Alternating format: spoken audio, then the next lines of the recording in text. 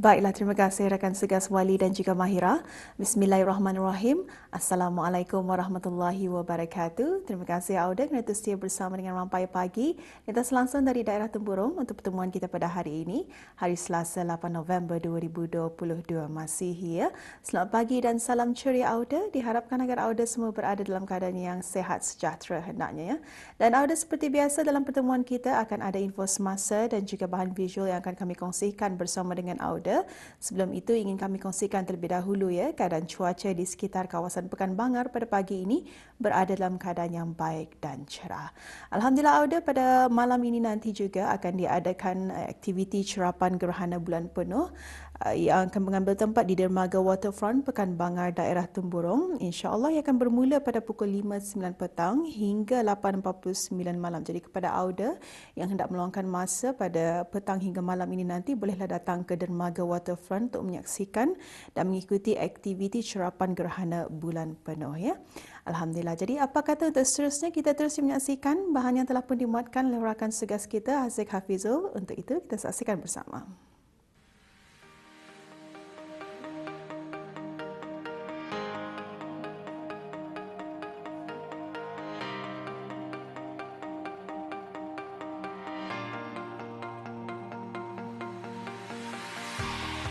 Kempen Hari Bertindak ataupun Day of Action diadakan setiap bulan Disember pada setiap tahun.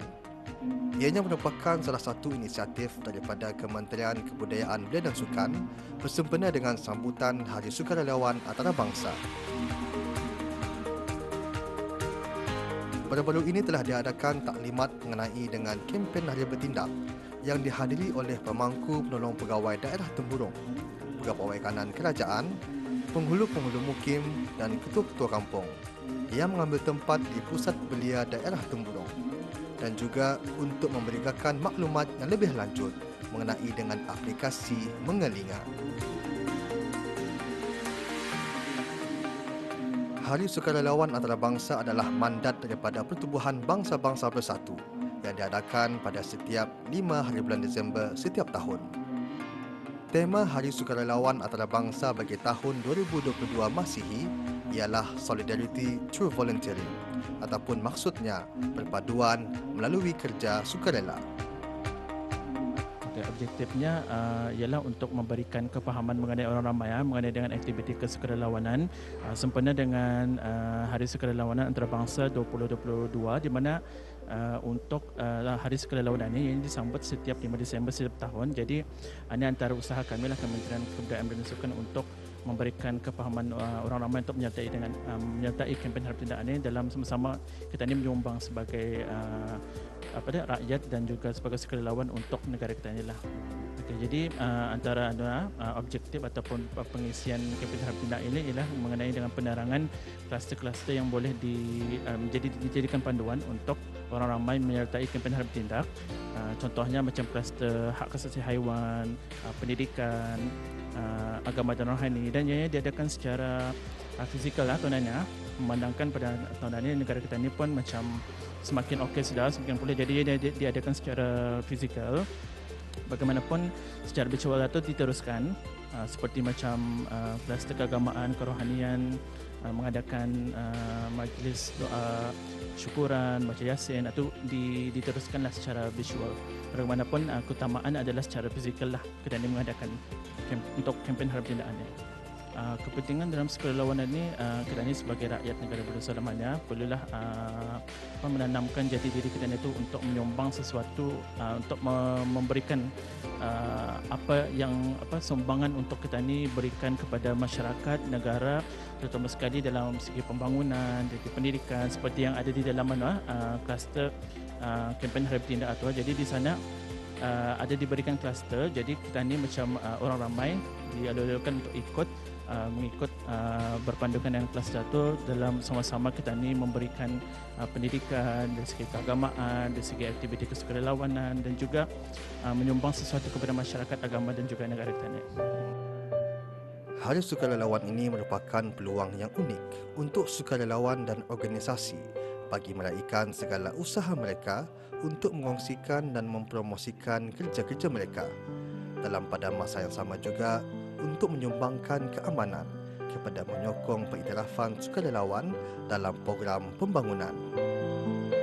Aplikasi Mengelingan ini telah dilancarkan pada 2021, dilancarkan oleh Kebawah Duli Yang Maha Mulia Paduka Seri Baginda Sultan dan Yang di-Pertuan Negara Brunei Darussalam sempena sambutan Hari Raya Kebangsaan. Jadi objektif adanya sistem aplikasi Mengelingan ini adalah untuk mempermudahkan orang ramai untuk berkecimpung dalam aktiviti kesukarelawanan dan juga mempermudahkan organisasi untuk mempromosikan aktiviti-aktiviti serta program aktiviti kesukarelawanan di negara Brunei Darussalam ini.